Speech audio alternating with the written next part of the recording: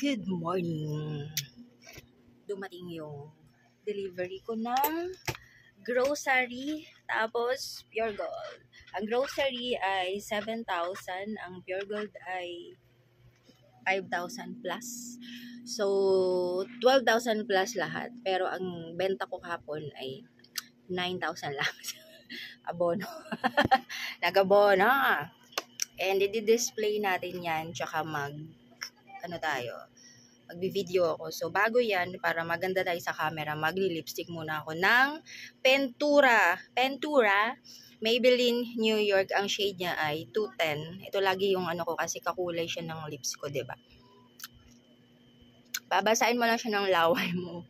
Ala, ano tuloy yung anak ka? Aha. Tapos 24 hours na yan siya dyan hanggang bukas yan ng umaga kahit na mag-toothbrush pa ako. Okay. Tapos, ito yung aking sunscreen, ang Cathedral L-Glutathione Magic Cream. Ano to, malamig to sa balat. Lalo na pag bago nyo siya in-try. Ano to siya, 300 yata to. Basta pero, mura. Napakamura nito kahit na mahal. Ang ibig ko sabihin, kasi ilang grams na to guys. 60 ml na siya.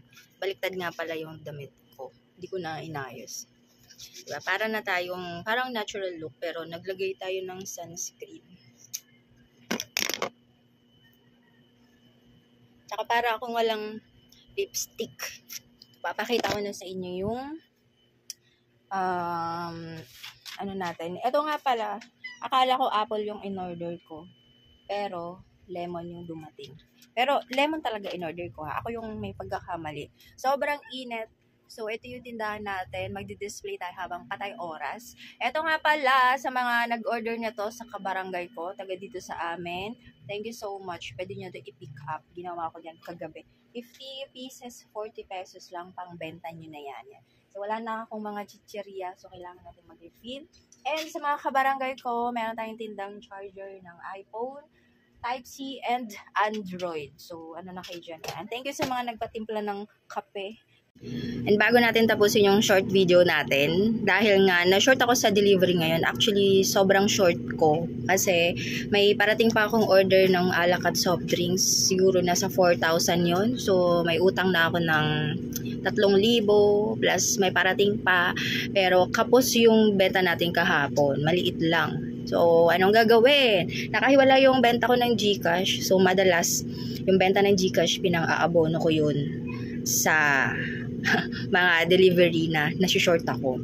So, nasi-short po talaga ako ngayon dahil nagbabawi ako. Hindi ako nagdagdag ng puhunan, hindi ako nag-withdraw para ilagay yung pera dito para mamili. Pinagkakasya ko lang. So, syempre, dito namin kinukuha lahat, pambaon ng anak ko, pagkain namin. Magkano din yun, no? Diyos ko, hindi kasya ang 64 pesos budget sa isang araw, neda. Kaya, nasa 500 kami or 1,000 ang pagkain namin isang araw. Kaya, short ako ngayon sa budget. Pero, pinagkakasya ko. So, ang ginagawa ko, utang muna ngayon. Syempre, magkakaroon ako ng benta, di ba, ngayong araw. Kasi, open naman yung tindahan. Pag nakabenta mamaya, yun yung ipambabayad ko sa nahiram ko na, kumbaga, in advance ko lang. Ibabayad ko siya sa GCash. Nakahiwalay kasi yung pera ko ng GCash at saka sa pera sa tindahan. So, pag na-short si tindahan, nanghihiram sa GCash. So, madami na ako ulit na stocks ngayon. Dati kasi si mama yung nandito, 'di ba? So walang nawala yung mga stocks ko. So ngayon nagbabawi pa ako. Pero kahit papano, nakatabi ako ng konti kasi meron akong pinaglalaanan, 'di ba? Hindi nalulugi yung tindahan. Nagba-budget lang. Dito kinukuha yung pagkain and may konting tinatabi para sa investment. At malalaman nyo din yan soon.